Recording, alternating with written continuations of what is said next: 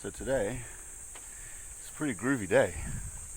Well, I'll give you some history. Yesterday, my brother posted some pictures on my Facebook page of these little wooden knickknacks that I threw together, and some amazing saint out there decided to buy it with the one proviso that I give it to the person who's helped me the most in this country.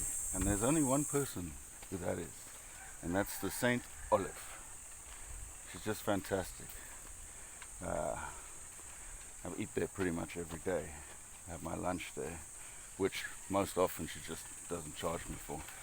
So I'm on my way there to give it to her. Thank you.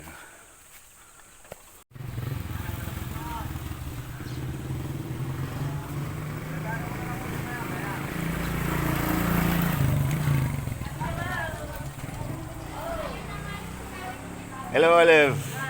Oh, what's that? It's a gift for you. A gift. I made it.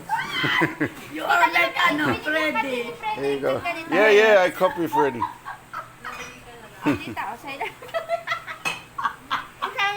No, thank you for everything you've done for me. Yes. You are welcome. God bless.